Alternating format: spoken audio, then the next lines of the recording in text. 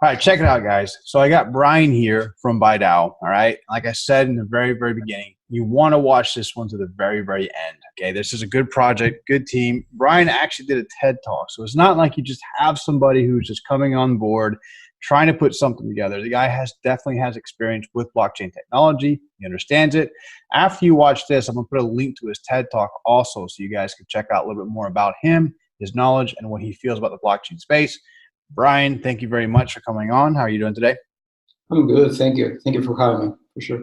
Nice, nice. All right, so you are awfully young, all right, to be spearheading a project like this, which is not a bad thing. You know what I mean? There's a lot of brain power that comes into this. So give a little background about your experience with blockchain, and then we'll lead up to why Bidao. Yeah, so I started in the blockchain space a couple of years ago. I was interested mostly on Bitcoin and some of the smaller currencies, I would say, and choose this space. I thought it was very interesting just to find the evolution of finance. And then I started digging more into it. I started working with smaller projects and just as a way of like a hobby, honestly, just to learn more. Um, and then I came into Bidao for a friend, I knew a friend, and I became friends with Bastian. And then we started talking more about it. He came up with the idea for Bidao, and I thought it was a very good idea, and then ended up joining the team as the CTO of Bidao. Nice, nice, nice. So, all right, Bidao, all right, is in a space right now that's becoming very, very competitive as far as the stable coins, the DAIs, the DAOs. I mean, it's a space that a lot of projects trying to enter, right? What makes Bidao stand out more than the rest of the projects? Yeah, so absolutely. I think DeFi's been growing really, really a lot lately. And it came from a space, like you say, that there weren't many projects to something that, it's a space that is very hot right now. And it's for a good reason. I mean, it's one of the main applications of blockchain in a way that it really opens up finance to so many other opportunities. And it really, it has the main potential to be something very decentralized. And I think what makes Bidao different, first of all, is that the first coin that we are based on is going to be BNB, which is the Binance token. Yep. And one of the main things about it is that Binance is one of the only tokens right now that is very powerful, both in Asia, Europe, and America as well. Now they have Binance America, but I mean, it's still very hot there. And, the power of Binance is you can't really compare it to anything else. Binance Yeah. today is the main exchange, and they've been very good at using that as a leverage to have different use tokens for the BNB token, and it went from a exchange token to something more and that you can use for so many things. There is a graphic on Twitter that has like so many things that you can use BNB for, and it keeps growing and growing, and this is going to be another use case for it. And the second thing about Bidao is that we plan to be blockchain agnostic, which means that it won't be only useful for using BNB as collateral, but we also plan to be on Tesos and Cosmos and other blockchains as well.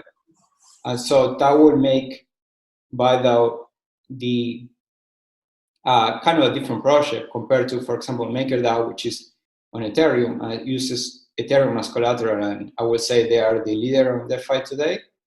And so we really plan to be the number one decentralized stablecoin, and we plan to do that by getting into our blockchains, working on partnerships, and doing things that not only go to BNB, but that end up going way more than that. Nice. I have to completely agree. Binance is the monster in the space, and some people love them, some people hate them. But the one thing you cannot deny when it comes to Binance is they are the monster in the space, and in many ways they've become almost the standard. And the BNB token is one thing. Like even influencers, people that on YouTubers, you will find videos of other even really big influencers that if you ask them what coin would they be willing to hold, what altcoin would they be willing to hold right now, BNB is actually the most common answer. Just because we all know what Binance is, we know that they won't position themselves to fail. Yeah, it is a monster. So I mean, if you could pick the best platform to build something like this, I would definitely say it's Binance. And something else I feel is a big plus is I follow Binance and CZ a lot on Twitter, and something that he has been flirting with ever since this past summer was the fact that there's a stablecoin coming that's going to be released on Binance, and I just seeing all the elements of Bidao right now as I look at the website and the structure and the white paper, it seems like a pretty worthy candidate as for what CZ is talking about. Now, the blockchain agnostic aspect is another thing I find very cool, because now that you give people options, I don't know about you, but I feel like something that a lot of blockchains do is they try to limit options, right? So you opening up those options, I personally feel that aside from Binance is absolutely is a big deal. Now, how far are you guys in the project, and what do you guys see for Bidao, let's just say in the next 12 months? Yeah, so like you say, I think Binance is a very very big. They are very big in the market, and the other exchanges keep copying what they're doing. I mean, Yeah, they do. just gonna be honest with you.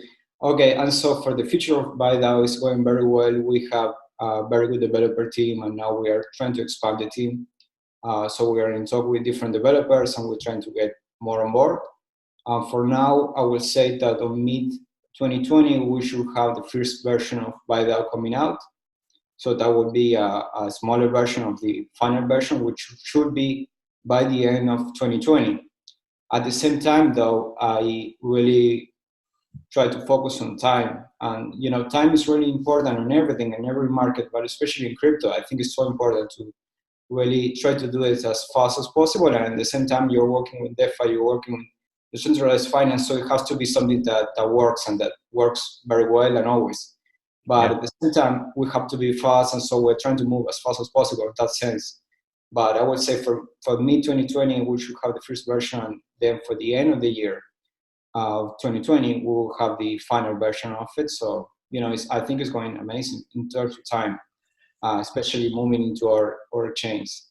And It's like fun. you say, yeah. I'm sorry. It's just one thing more that you were mentioning about limiting options. That you said that our projects were limiting options, and yeah, I agree with that. I think that that's what we want to encourage and having different chains, so that we don't limit the users, or to have one coin that they have to work with Bidao with, and that having different chains, it will be very helpful, because also users from different locations use one chain and or use a different one. So it's really important to have everything. Yeah. Yeah, and it's funny you mentioned time in our space as far as like cryptocurrency, blockchain goes. I'm an entrepreneur, and I've done many different businesses. I've tried and I've failed a lot in life, right? And I have to say, our space, when we talk about time and blockchain, I think the cryptocurrency slash blockchain world is the only world I've ever been into where you literally work 24-hour days. Like literally, you could work you think you're working 8 hours, but the people, you might need to work with a team that's on the other side of the world.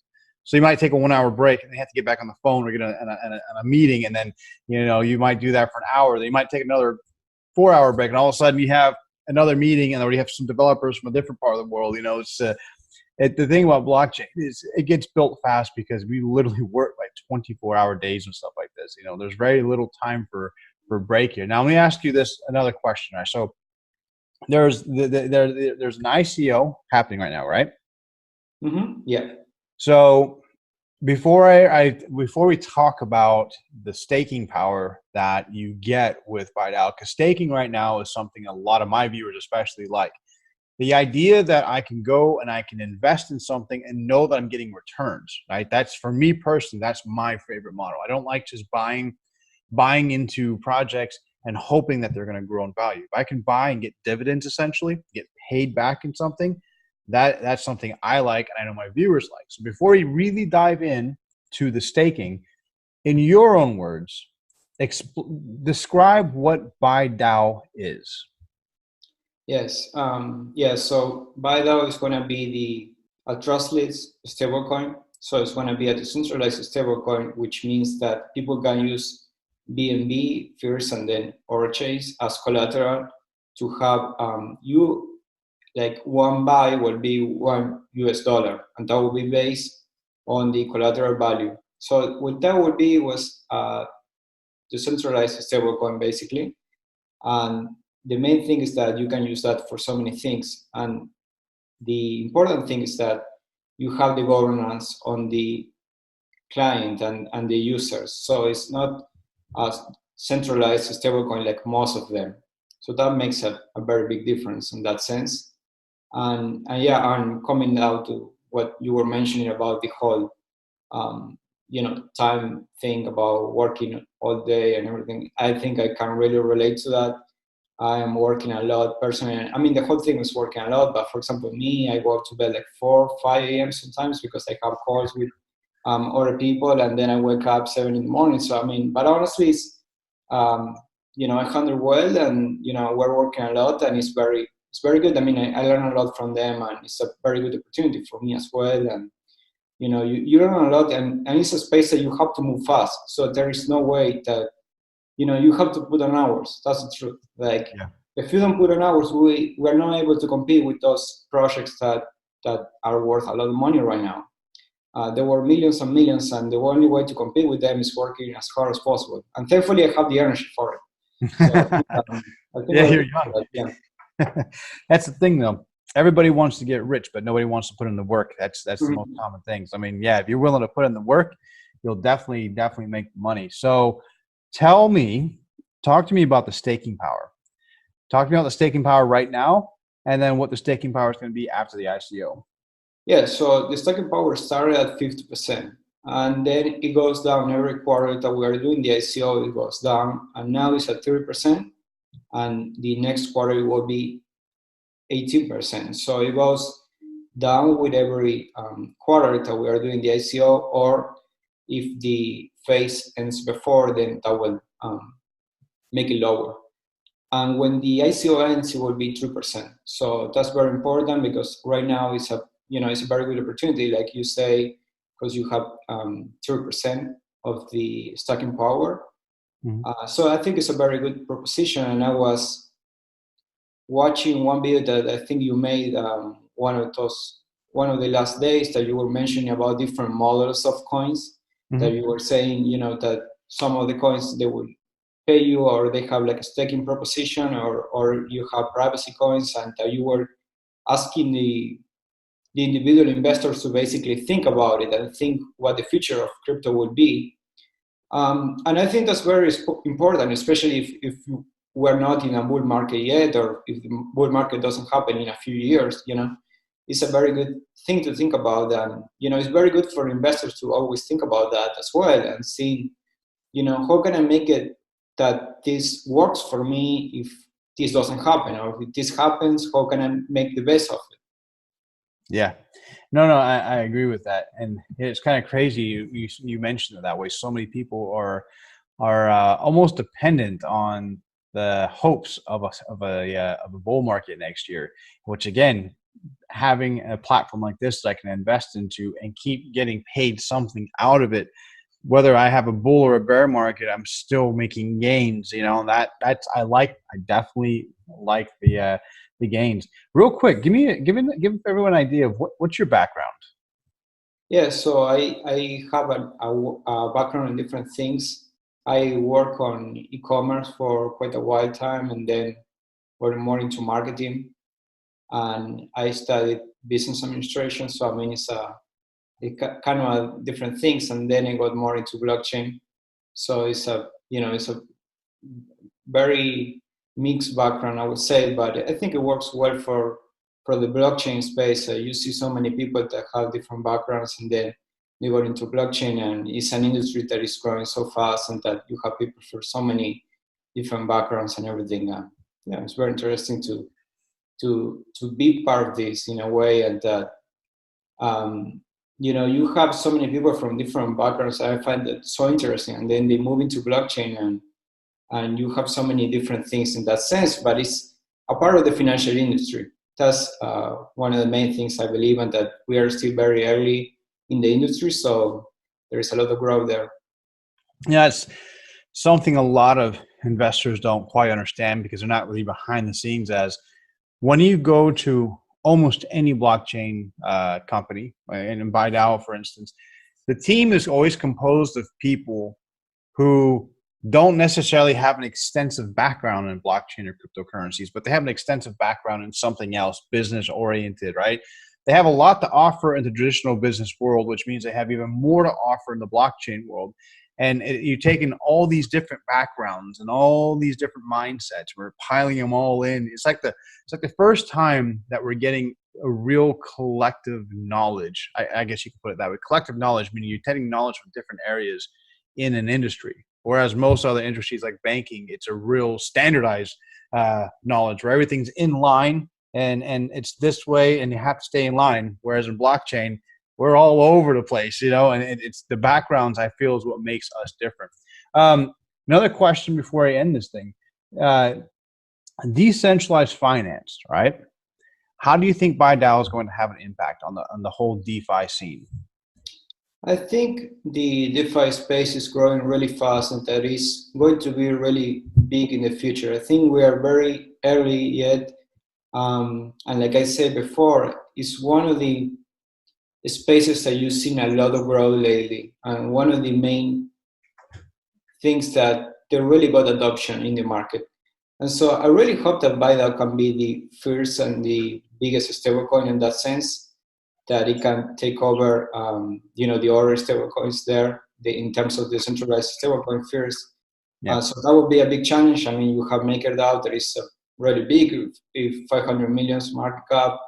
Yeah, it's a very strong team and a great product. That's true. And so we want to keep expanding on that and being the one that has the biggest adoption at some point that works with different chains as well. And yeah, what you were saying about the DeFi space is that it's growing really fast, and I think it will keep growing, and that we will see more propositions like this, and that it really has power that people can use it, and that you don't need to be a big financial institution to use DeFi. yeah. And decentralized finance is going to be, in my opinion, in my personal opinion, that I don't know what it will happen, but this is what I believe, that it will have a big impact on the whole financial aspect, and that it will be one of the main things that, to me, is kind of bigger than crypto in a way, in the way that you can use it, and that it can really have value for you, even if the bull market is not going on. It's a DeFi is going to be there, and we hope to be the mover there. I think DeFi is absolutely, without doubt, the future.